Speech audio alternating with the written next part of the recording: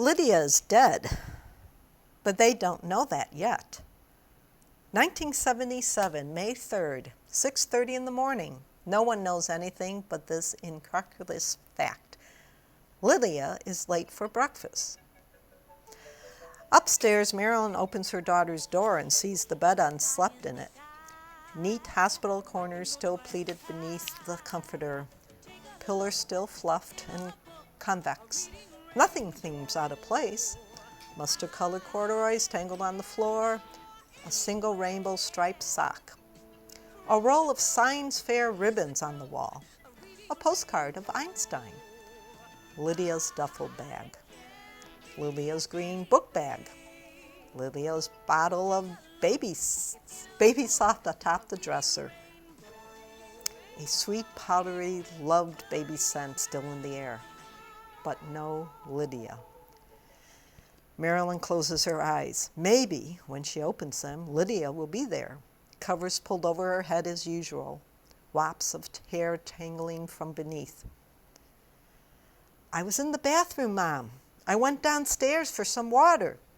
I was lying right here all this time. Of course, when she looks, nothing has changed.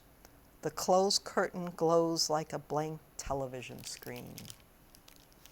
It's from the book, Everything I Never Told You, and we're going to talk about our Fairfax County Library next on Village in Motion.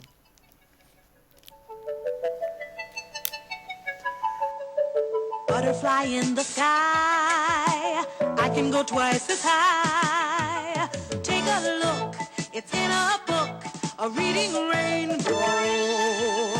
I can go anywhere, friends to know.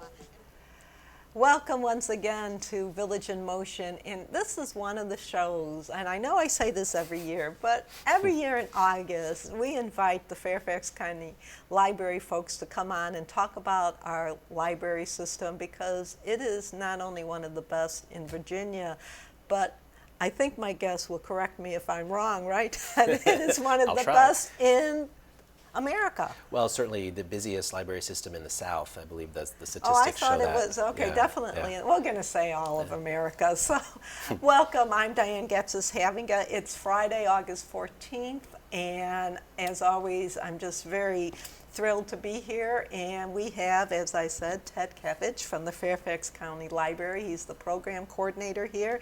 He's the one who helps me with some books at times, and this is a book that you're really recommending, Ted. Absolutely. It's been very popular with book clubs, and we've actually invited the author, Celeste Ng, to come and be the keynote speaker at our second biennial book club conference in September. Book clubs really enjoy the book. It's got a lot to discuss. A really good book club selection tends to be those books that have a lot of layers to them, and this book definitely does. And I hope I didn't destroy with my reading. Oh, no. A little excerpt to kind of get you interested, but it sounds really neat. And my daughter actually called while I was getting ready for the show, and I said, "Oh, I have a book I think you would like to read, and it has to do with secrets, family secrets." And she said, "Mom, is there something you haven't told me?" And I'm like, "Read the book." Yes, yeah. A lot in there about family relationships, husband-wife, father-son, mother-daughter. It starts with a mystery where the middle daughter in the family, who is like sort of the golden child of the family, is killed. She's dead, and she's drowned in a lake. And the question is, was she murdered? Did she kill herself? Did something else happen? And this mystery starts to sort of peel back layers in the family, a lot of secrets, a lot of feelings that they haven't shared. And it's an interesting family because it's an interracial family, late 70s. The father is Chinese American and the mother is white. And so there are racial issues, racism comes into play, and expectations. The mother has put her dreams on the middle daughter, has pressured her a lot. So a lot, very, very interesting relationships in the book. And very timely, especially with the racial That's the thing. It's set in the late 70s, but we can still talk about this today. It's very relevant. So it brings to mind, now the books we have in the library obviously have already been published, but you still, as a library, you select what books go Yes. into the library Right. because, as with anything, if you're in an apartment and a house, you have only so much space. Right. So how do you make that decision? Oh, that's a great question. I actually am not one of the folks that does that. I can certainly make suggestions, but we have a wonderful collection services department and folks who are just expert at selecting books for the system. They're looking at reviews, they're looking at what's popular and what's in demand, of course. Also, what's gettable. Sometimes a customer may request that we get a book, but they can't get it through kind of normal channels. It's hard to get. That can happen sometimes too. So they look at various things. But generally, if it's a bestseller, if it's something people want to read, we've certainly got that for sure. Also, they're looking at balancing our collection. So we have, of course, nonfiction to support kids doing homework and adults doing research and things like this. So. Does the Fairfax County Library work with the school systems? Very much so. We have a partnership with them. The summer reading program is a great example of that partnership in action. We do. We try to stay in touch certainly with the librarians at the schools to find out what the kids are working on, what maybe we need to make sure we have available when the kids come into the library. So with the advent of the internet, Yes, I don't oh. know why we say the advent. It's been, It's been with so us long. for many, many moons, Yes. over 30-some years, but it's definitely become more and more popular. Mm-hmm. And ebooks, does that give you, as a library system, even so much more to... Yes.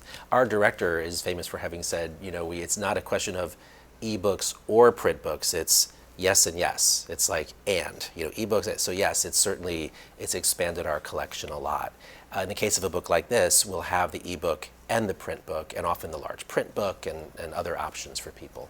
But sometimes it's only on ebooks, or... Yes, that's a good question. Yes, sometimes books are published just in that format, or they're published in print and we're not able to get the ebook because of licensing concerns. We use Overdrive as the company we license our ebooks from for libraries, and not every book necessarily gets licensed so that we can check it out to people. Okay, that... Interesting. So, but printed books, are they licensed? Oh, that's a great question. We purchase them and they're ours. When we purchase a copy of the book, it belongs to the library. The ebooks are different, and I'm not the expert Right, necessarily right, on but it, but I know that some publishers sort of are more willing to sort of participate and have their books available for people to check out as opposed to purchase via ebooks, and others are not. And it changes a lot. One publisher that has said, we'd love for library customers to check out our books will then come back 2 months later and say, nope, not available anymore. That's been a frustrating thing for our collection staff. And I would think the ones on audio, that's a totally different circumstance. Sure. I mean, is it the same, I bought the audio tape, so I have the right to use it, or is it copyrighted more? Because now you're dealing with right. Who's the talent, who's Well, they're reading all. it? That's a great question. I mean, they're all copyrighted, of course. Everything. But yeah, I think it's similar to a print book there, where we are. We buy it. It's ours. As if you bought a copy yourself. And of course, if you bought an ebook, that would be yours as well. But with loaning them, it's like new ground. It's not that new anymore, of course, but certainly they're still figuring it out. It's still a very interesting topic. Actually, one of the speakers at our book club conference, Jason Murkowski, is one of the fathers of the ebook. He published the first online ebook back in the 90s. A cool guy. And he's going to talk about the future of reading. So he's going to talk about ebooks. He's going to talk about virtual book clubs that meet via Skype and other ways. So we're going to learn more about this and be able to ask him cool questions at the book club conference. So let's talk a little bit more about the conference. So Yes. It's going to be coming up in about a month. Right, it's September 19th, Saturday, at the Fairfax County Government Center in Fairfax. Starts at 9 a.m. with some light breakfast and coffee and things, and then ends at 1:45 p.m. And anyone can come. Yes, you want to register in advance to secure a space because there are limited spaces. Registration starts August 22nd, and there'll be a link on our website to register. And so that's one event, but then you have another event at the end of the month that I mentioned. Yes. And that's one is a bigger event. Oh yes, Fall for the Book Festival. That's an annual book festival, author festival. That's George Mason University is one of the main driving forces behind the festival. We are a major partner in the festival, so we host authors at our library branches and also help support some of the bigger names that they bring in on campus. So there'll be someone at the Richard Byrd branch, which is right around the corner from Green Yes, Spring. that's on, right. Old King Mill. Right. Pohick, will that? Pohick Library, Pohick Regional Library, is going to be closing in early September. One of our greatest branches. They're going to become greater. They're going to renovate and open up a great new building in about a year and a half after they close. Are they going to expand that building? Yeah, it's going to Wow. expand. It's going to be updated. That's the main thing. Is it's showing its age. It needs updating for technology and things like this. And that branch is the most populated one. I mean, populated by in terms of visited? It's or one of our busiest what? branches, I believe. I have to say Reston, I think, still has the title for busiest branch in the system. While Pohick is closed, their staff will be going to the Burke Center and Kings Park libraries, and those libraries will be expanding Burke Center and Kings Richard Park? Byrd? It might be, I forget if it's Richard or Or Kings Kings Park. Park. Two of those nearby branches will expand their hours, so they will have regional hours, meaning open on Sunday, open And- Thursday morning, that'll help, with some of the overflow from the folks that are used to going to Pohick on, say, a Sunday afternoon. So for those of you who don't understand or haven't branched out, excuse me, into some of the local libraries, so Richard Byrd is probably the same distance as Pohick. So Richard Byrd, like I said, is around the corner from Green Spring on Old King Mill Road. Kings Park is down Rolling Road, maybe, I'm going to say Not far. 4 to 5 miles Yeah. at the most. Burke Center Parkway, that's the newest regional library. Burke Center's our community branch. It's not a regional branch. All right, but that's a huge library. I haven't been in that one yet. It's a nice library. It's one of the more modern ones because it was built, from the ground up not too many years ago. It's a lovely branch. And that's on Burke Center Parkway. Yeah. Again, not too far away. Right. And then, of course, Pohick, and you'll have about another month that you can Right. visit it. Time's running out. But it's right down on the Parkway and exit Side and Stricker, and you'll Right. see Pohick. So Right. just sharing the news about that if you haven't heard. So you have those two events, but you're involved with events the entire year. So I am. Besides the two biggies in September, Right. let's kind of move forward and think Sure. of anything special in the fall. Well, those are the big events of the fall. September is our crazy month in the programming office. Of course, we're just coming off the summer reading program, which is a very busy event summer-long event, really, for kids and families. In October, we're hosting an author, Simon Winchester, who wrote a really great book years back called The Professor and the Madman about the writing of the Oxford English Dictionary. Sounds really dry, but it's a really exciting book. It's got a lot of intrigue to it. He'll be in late October doing a program for us. We'll host a children's author in November. We do that every year. The Pohick Friends, actually, the Friends group at Pohick sponsors that for us every year, and that's always fun. And then we'll look towards spring. We usually try to have a good, 4 or 5 signature events in the spring as well. So we keep very busy. I know, and Ken will be here in the second half to talk about Access Library. But can you just briefly tell people, especially residents who are new to Fairfax County, how they go about getting a library card sure. and what the process is? Yes, that's a great question. You can certainly go to one of our branches. That's a nice way to go. You want to bring proof of your residency. Bring a license or some kind of ID that shows who you are and that you live here. There are various things they can use for that, and the branches will have a checklist and different things you could use for that. You can also apply online. Go to our website. There's a form you fill out. You can do that right from home. Fill out the form, and that gets submitted, and then the card is mailed to you from there, I believe. And last year when Ken and Ted were on, we were celebrating the 75th anniversary of the library. That's right. And I was so excited about that card that I ran out Did you with get one? my daughters, and we all got the Good. 75th anniversary Good. card. They did run out of those, so I'm glad you got Yeah, them. we did. It was great. I have one too. We went to we went to the Richard Byrd Library, yeah. and it was great because I got to see the newly remodeled library Yes. there. Which What a is just- change, right? Yes, it was was a wonderful experience Yes. all the way around. So, and unfortunately, I haven't been back to the library since. But Oh, you got to visit. I know. I used, I love those summer reading programs because I always got to go with my kids. Right, And, right. Anyway. But there's stuff for grown-ups too. There's stuff for grown-ups too. So let's just take, we have about a minute left, Ted. So let's just talk about, the future. Is it going to be totally electronic, or are we going to stay with the old-fashioned? I know there's a big debate about, do you want to read your books the old-fashioned way, or are you reading it the electronic way? And I don't have the stat, kind of just right in my memory here, but I think that ebook sales have kind of leveled off. And they're still doing fine, but it's not like they're overtaking print. So I think that we may have reached a point where they're both kind of coexisting. That's what I think is happening, where folks are there are certainly fans of print books and fans of ebooks, and people like me who like both. I really think both are pretty awesome. So I think they're both doing pretty well together, and they're both going to continue. We're going to go forward with both formats. It's like vinyl. They said vinyl was and vinyl came back. And vinyl is huge, especially for the younger market. Right. So that's cool. Okay, so real fast, the Yes. 2 events in September you want us to know about. Yes, Book Club Conference at the Government Center, September 19th. It's a Saturday. And then Fall for the Book Festival is September 27th, Sunday through Saturday, October 3rd. Multiple events, multiple locations. It'll all be on our website. And they're all free. Yes, they are. Wow, what a deal. Yeah. I can't believe our time is up. I'm going to have to maybe borrow this from you and finish reading it. I won't read it on air, though.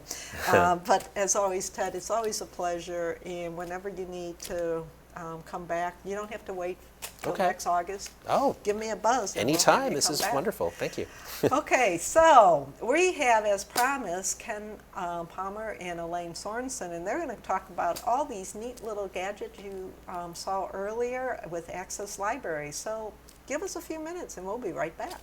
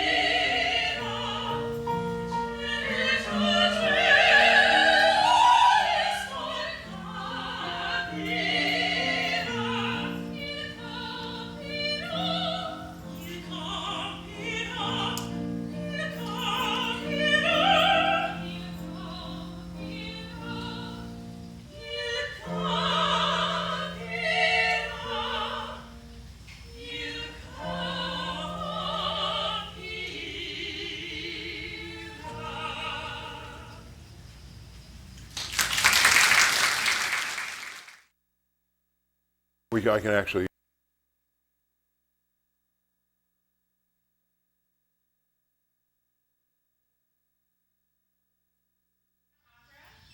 You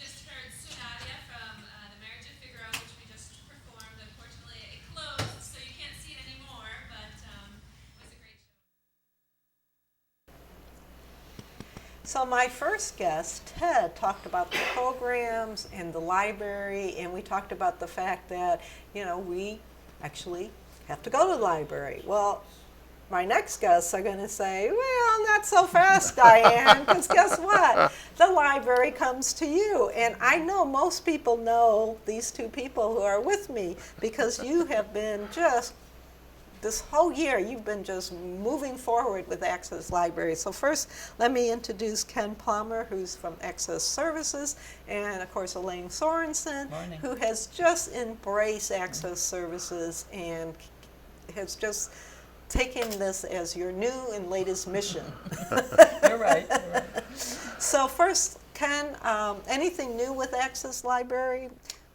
Well, as far as new, there are some new things. I know many people have seen the program and are somewhat familiar, but there are also always new people coming into Access Services who may not be aware what we do. So if you don't mind, I'll go through that. And especially at Green Spring, every 20 new people a month. So we've got to catch up with those people. There you go. So the library, Access Services, is a unique branch in its way, and we don't have too many books on our shelves, but we go out and get books to people in the communities such as Green Spring. Maybe people have difficulty getting to the library. Maybe they have difficulty getting to the library in the winter months when it's even tougher, or the arthritis picks up a little bit and they don't want to navigate between the parking lots and the doors. One of the programs we have is called Home Delivery Service, and we can use that program to send books or to replicate the library visit and bring those library books right to your doorstep. And that's what this blue pouch is all about. Absolutely. Right? You got it. There you go. So there it is. And so, and anyone, there's no age limit on that. You have to qualify for this. Right. We don't offer the service to people who are too busy playing golf or tennis to get into the library. I'm sorry, Diane. I know every year you want to see that, but it's not there. And that. But if you have some difficulties, due to frailty or due to age or due to condition or mobility or vision, you can get the library and send things to you. I brought an example of a book, the large print book that's here. The font that is the book is published in is slightly larger, so it's easier to read if you're not having severe vision problems, and it's something that I use even as the books come across the desk. And you don't even need reading glasses. Sometimes you don't even need reading glasses. This is pretty cool. Maybe I should go to the large print section. It's like I say, when I see them every day, I use that large print quite often into my hands on that. But that's one of the programs we offer, and certainly many people here at Green Spring take advantage of that. I do, and it has changed my life. Because it comes to you, all you have to do, you have to qualify, and to qualify, I don't drive, so I qualify, and as you just mentioned, and then if you need special books, special services, you qualify. But once you do, you get on your library access computer. And then you order your books either through the computer itself, or because you have a person who monitors your account, you can call and talk to a real person. And you get to be friends with that person because they know what you like and they suggest things to you. And then you just wait for the postal service to bring the blue bag to you. And what I like about it, Diane, is I'm getting to the point where some days I'm very busy, or some weeks I'm very busy, and I don't get a chance to read. But then all of a sudden, I do have a week and I can just read. And the library is very forgiving. They don't say, you've got to have that book back, we're charging you, whatever. No, it's a wonderful service, and you can have up to 10 books at a time. And that happens because if you enroll and you don't know when that book is going to come to you, you have to be on a list then. Sure. But you can tell about when it will be coming. And so the books just kind of come, and you read them, and you put them back in the blue bag, and they go back to the library, and some more books come. But that helps for those of us who really just miss the good old days when we could just sit down and read a book. Now, when you said that you stopped driving and that's why you were able to qualify, did you have, I mean, did they, did you have to have an affidavit from your doctor? I mean, how do they know you? I mean, Well, I do guess they trust you? they trust us. Well, I think part of the fact that we are at Green Spring has a really good reputation of being a good senior program, and the library has been wonderful to us. And having the Blue Bag Books is just one of the services, because a lot of the people here are just falling in love with your talking books. Tell how you do that. Well, before you do that, and that's the Blue Bag Yes. is again free. Yes, that's it, and I wanted to make that point. It's the home delivery service. We have an extended checkout period, so because we already know we're sending things through the mail, and the postage, both coming to you and for the return postage for the book to come back to us, is taken care of. The Library Board of Directors feels that this is a program that not only the people here at Green Spring, but the elderly throughout the county can take advantage of. And also, it's like if your daughter or something like that is having a difficult pregnancy and can't get to the library the last months of her pregnancy, she could qualify for this program too. Do you know something I don't know about that? No, I do not. Okay. No. Well, let me interrupt this and say the very first thing we forgot, we got so excited, you have to have a library card. Have to have a library card, and How do I get one, Ken? well, as Ted talked about, I think earlier on the show, you can go to any library and pick one up, but also as part of what we do because of Dr. Sorensen's strong advocacy here, we have some clinics that are held here at Green Spring, and I can actually bring my computer and double check and see if you're hooked into the library system. If not, issue the card the day that we come. What does it look like? What does it look like? I have one here. Oh, okay. I can see, I don't know if that where to. But it's just a plastic card, and you also have parts so you can carry on your keychain. That's correct. That's the card that's on the that Diane's holding up is actually got 2 key ring cards and one that you could slip like a credit card into a wallet or whatever. So that's very good. Yes. And you can hand that out to the person when we have our clinic. Right here at Green Spring, we've Yes. done that, and it's really been effective and wonderful. And even though it's August and we're taking the summer off, we want people to know that coming September 15th, You have an event. yes, we are going to be back in business That's again, correct, and we want to see our old friends and lots of new friends. And we can do all kinds of things to improve your quality of life. Just come and see us about it. And that's going to be again on Tuesday, September 15th, and it's going to be in the Hunters Crossing classroom, and I think they even have a notice already about that, and it's going to be from 1 to 3 p.m. And I'll speak, if I could, on that too. Is not only can you get a library card and get signed up for the home delivery service if you need, we have plans to have one of the other library staff members from one of our branch libraries be there and help people with the e-books that you were talking, I think, about with Ted also, and how to do that, how to put books from the Overdrive system onto your iPhone or your iPod, and also onto your Kindle. But we'll have a one-on-one. Usually is one-on-one. I anticipate it would be one-on-one situations where you can sign up. Or if two again. people are looking for the same sort of thing, sometimes we have a conference of 2 with one of the Yes, staff. yes. But it's a personalized time to see a library person. And we are very grateful for Dr. Sorensen and her leadership for getting this going. It's really fantastic from my viewpoint.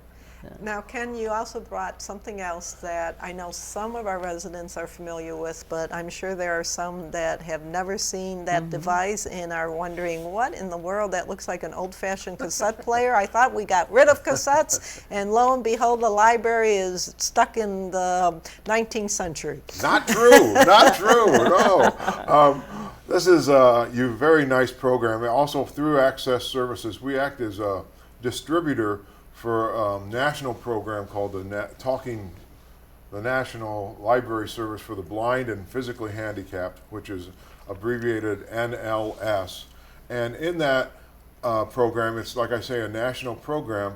If you have some severe or very limiting vision problems where you can no longer read large print or even regular print books, you cannot read that without losing the focus. You can't read it for maybe more than 10 minutes at a time when you're looking at your newspapers. you can get into a program called the Talking Book Program. And is it also available if you can't hold a book? It is also available if you physically cannot hold on to a book. That's So a good maybe point. Parkinson's Yes. disease or something is affecting your ability to hold a regularly printed book, you could get in the program. And what happens is they have, I think about 8 recording studios throughout the country, and professional actors and actresses will read an entire book.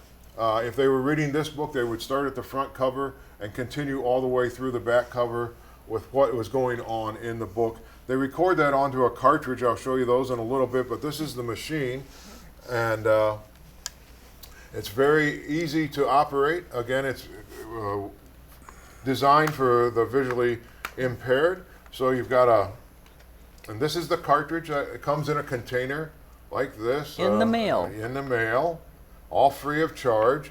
And the cartridge goes into the machine just one way. It can't go in an incorrect way. It won't let you go in. So you put your cartridge in here. It's just a slight push, and you're ready to listen to your books. Okay? I'm going to take it out and demonstrate some of the buttons while Diane holds it. Thank you very much. And we're going to turn it on with the red button over here. We'll see if it works today. Player on. Press any button to learn about its function. Battery charge remaining 28 hours. Wow, that's a long Yes. charge. 28 hours it's great to have it be 28. The machines we used to use in this program would have a battery charge of 2 hours. Oh. We told people to stay in their rooms. With this, 28 hours, you can take it into the lobby area. You can put in a headphone jack, but you can still be out in the community enjoying your book and listening to your book as much as you would want. The buttons are all tactile, so you can feel the difference if you're moving forward in the cartridge, backwards. There's a great little one that looks like a little moon if you see it there, and that's going to be people who are not sighted like to read before they go to bed also, so they hit that half moon and it'll play for 15 minutes. If you hit it twice, it'll play for a half hour before you would go to sleep at night. So it's a fantastic program. They record about 2,000 titles. Blindness can happen from anybody from 6 to 106. So there are children's titles, there are adult titles, there are mysteries, fiction. They do the bestsellers. They do, like I say, about 2,000 books a year get recorded. And you can get any of those. Again, it's all free. It's all part of the wonderful library that you can have these things in. And as I said, nationwide. So if you know of a sister, you've got a cousin in Florida or Montana or California, you can call us and get a number where we can give you an 800 number who can help somebody in a different state. Really nice. So I can't believe, as always, our time is just about out. So Elaine, I want you to emphasize your program in about a month, you're saying? Yes, it's going to be Tuesday, September 15th, 1 to 3 p.m. in the Hunters Crossing classroom. And we're going to be talking not only about the things we mentioned today, but also how to get on the internet and do your ebooks through Wildberry, where you can actually choose some things yourself and monitor them yourself. But we're not going to tell all the secrets. You have to come and see us. That's right. And you're going to see Ken there, and I see Ken more since you two have linked up together than I mean, I used to see him once a year, and now I go through the lobby and I go, Ken, what are you doing here? What I learned is when I first came here 14 years ago, I thought, library, yeah, okay, that's nice. And then, of course, the time went on and I had forgotten about it. And so I am on a mission now to inform people that this is out there. A free service for most of our residents here can benefit from something that's offered through Access Library. And Ken, I'm going to have you, Yes. one thing you want our residents to know.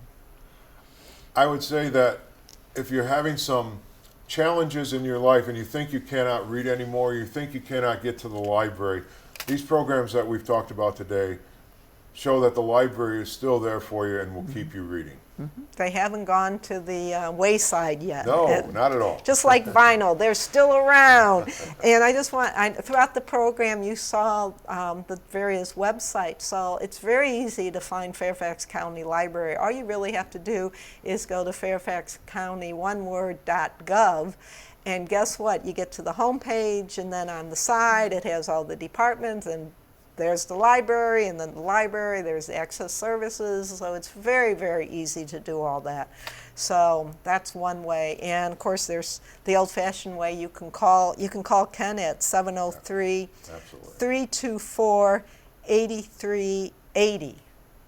And see them in the hallways. Absolutely. Or next month at the meeting. And look at all these neat little, we didn't even talk about, this is one of the... It's a CD, so you can still listen to books on CD and get CDs from the library. And when you go on a car trip, or you get stuck on the Beltway, you can listen to books. There you go. Well, thank you so much. This, of course, is always great. And whenever something new comes up, like I said, you don't have to wait until next August before coming back on. And I know Elaine is going to make sure of that anyway. So thank you both for coming and joining us. Let's talk about what's happening on the weekends here on Channel 6. We have, of course, our VIM's Encores. They are every Saturday and Sunday mornings beginning at 9:30 a.m., pretty much running on the half hour. The last one at 12:30. So if you missed this show today or you only caught part of it, tune in tomorrow and Sunday at 12:30, and guess what? You're going to see it again. Our video time machine is a PFLAG show that we did in August of 2011. And that airs Sunday at 4 and 7 p.m. We have Monday's show is a Who's Who, plus Spotlight on History. The feature for Monday is the Chime Concert at 2 and 8, and our Catholic Mass rebroadcasts at 5 and 9 p.m. Green Spring Troubadour is next. So we get you reading, we get you singing, we get you just enjoying life, and I hope you have a wonderful, wonderful day. Weekend's coming up, TGIF, woohoo! And before you turn us off, these are all the people who make us look and sound great each and every day. Have a wonderful day.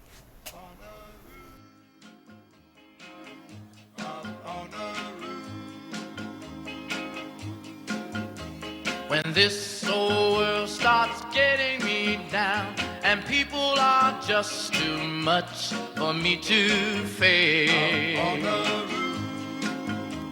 I climb way up to the top of the stairs and all my cares just drift right into space. On the roof is peaceful as can be, and there the world below can bother me. Let me tell you now, when I come home feeling tired and weak, I go up where the air is fresh and sweet. I get away from the hustling crowd and all that rat race noise down in the street. On the roof, the only place I know where you just have to wish to make it so. Let's go up on the roof.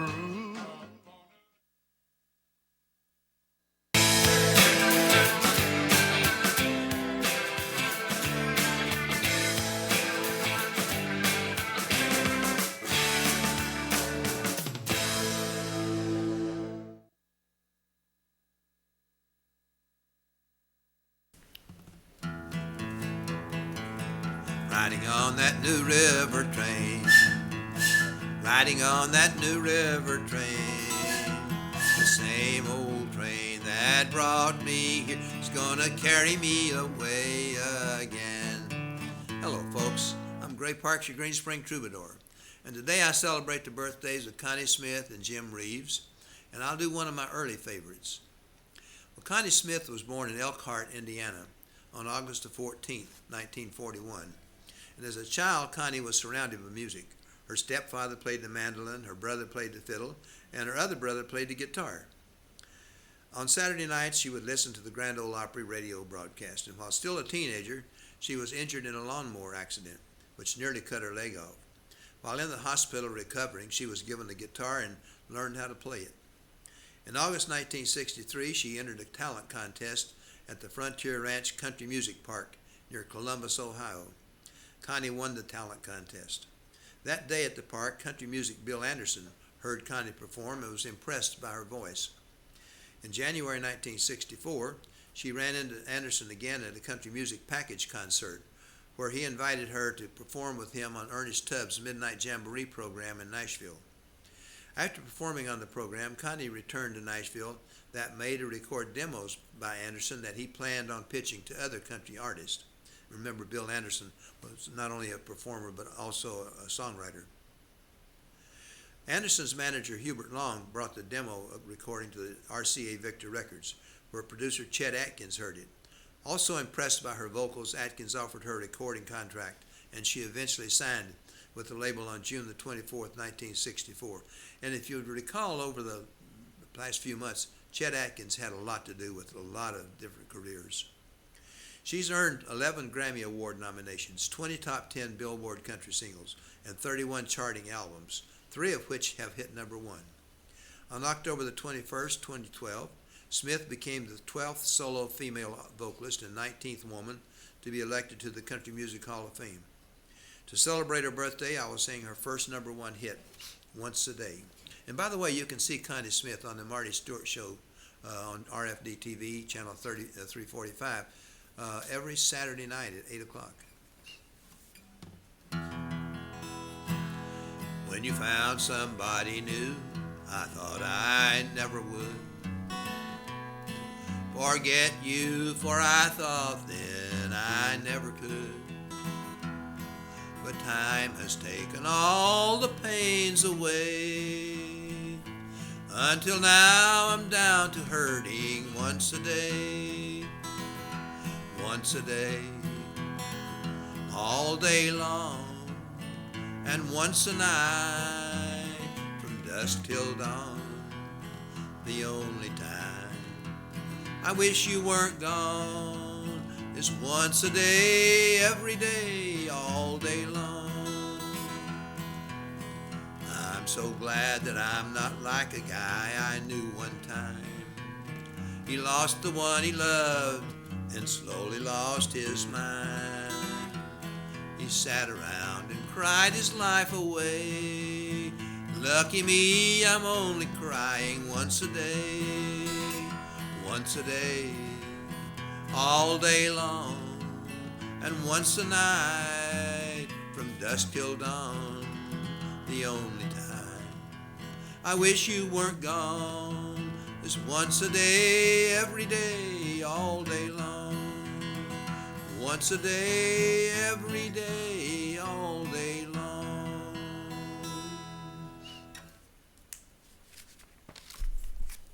Well, Jim Reeves was born on August the 20th, 1923 in Galloway, Texas.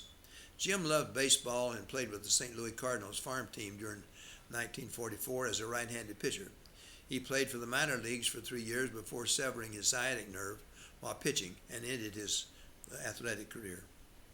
For his earliest RCA recordings, Jim sang with a sound and style considered standard for country and western performers at that time. Then he decreased his volume, used a lower pitch, and sang with his lips nearly touching the microphone. During 1957, with the endorsement of his producer Chet Atkins, he used his style for his version of a demonstration song of Lost Love, intended for a female singer. Four Walls not only scored number 1 on the country music charts, but scored number 11 on the popular music charts. Jim Reeves had helped begin a new style of country music, using violins and lusher background arrangements soon known as the Nashville Sound. In the U.S., he had 54 hits in the top 10, with 13 reaching number 1. He was elected to the Country Music Hall of Fame in 1967. He was also extremely popular in several other countries, including Sri Lanka, India, Ireland, England, and Norway. I Love You Because was his greatest success in Norway, scoring number 1 during 1964 and scoring on the list for 39 weeks. His album spent 696 weeks in the Norwegian Top 20 chart, making him one of the most popular music artists in the history of Norway. And I've sung I Love You Because several times over the past 3 years. Jim Reeves piloted his own plane, and on July the 31st, 1964, his life was cut short in a plane crash near Brentwood, Tennessee. For his birthday, I will sing Mexican Joe, which was his #1 hit in 1953. This is kind of a fun song, too. Hey, south of the border, hey, I know a lad. He's got more fun than anybody's had. Don't got no worry, don't got no dough. Everybody's wondering about Mexican Joe. In old Mexico, they call him the Rumba King. Leads all the women around on a string. When they go out, they get a million thrills, but the lovely senoritas wind up with the bills. Dancing, romancing, always on the go, sun shining down on Mexican Joe. He makes the night spots all along the bay. People want to see him when he comes their way. He spreads so much joy everywhere he goes. Everyone shouts Viva la Mexican Joe. He likes to gamble, at poker he's an ace. He's always lucky with the cards that's got a face. At winning the money, he is sure to win. But when they win, they don't collect, cause they don't know where he is. Dancing, romancing, always on the go, sun shining down on Mexican Joe. He don't got no income tax, cause he ain't got no dough. Still he gets along just fine, how we'll never know. He's got everything he wants, a girl to drink a song. If we use his formula, we surely can't go wrong. His favorite playground is anywhere there's girls. He's got that something that sets their hearts a-whirl. It couldn't be his money, cause he ain't got a peso. But when he wants a kiss, all he's got to do is say so. Oh, dancing, romancing, always on the go, sun shining down on Mexican Joe. Dancing, romancing, always on the go, sun shining down on Mexican Joe. Oh, that kind of a fun song. It was a fast song, too. Well, for my last song today, I will sing Mississippi Valley Blues, which was written and recorded by Gene Autry and Jimmy Long in 1931. It was on the flip side of the record of Silver-Haired Daddy of Mine, which we had, and we played the record until it was worn out. Well, here's the Mississippi Valley Blues. The Mississippi Valley Blues. Many years have gone by since I wandered from my loved ones and all that was dear to me. From my home in the Mississippi Valley, that dear old place I long to be. Mississippi Valley, I'm longing for you. My poor heart is breaking, I'm sad and I'm blue. Just to see your waters gleaming, of you each night I'm dreaming. I've got those Mississippi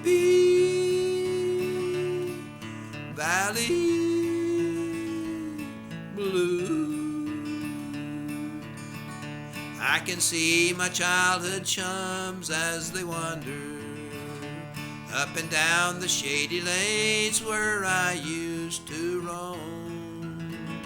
I can see my dear old gray-haired mother knelt in prayer beside the old hearthstone.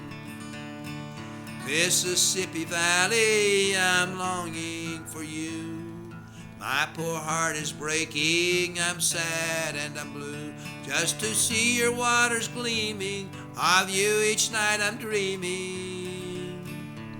I've got those Mississippi Valley blues. I'll go back to the Mississippi Valley. There I'll settle down and spend my reclining days, where my mother, who's waiting and longing for her wayward boy that's gone astray. Mississippi Valley, I'm longing for you. My poor heart is breaking, I'm sad and I'm blue. Just to see your waters gleaming, of you each night I'm dreaming. I've got those Mississippi Valley blues.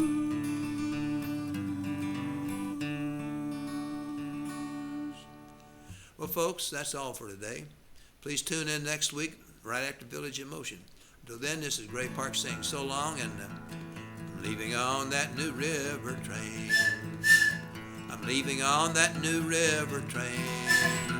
The same old train that brought me is gonna carry me away again. So long, folks.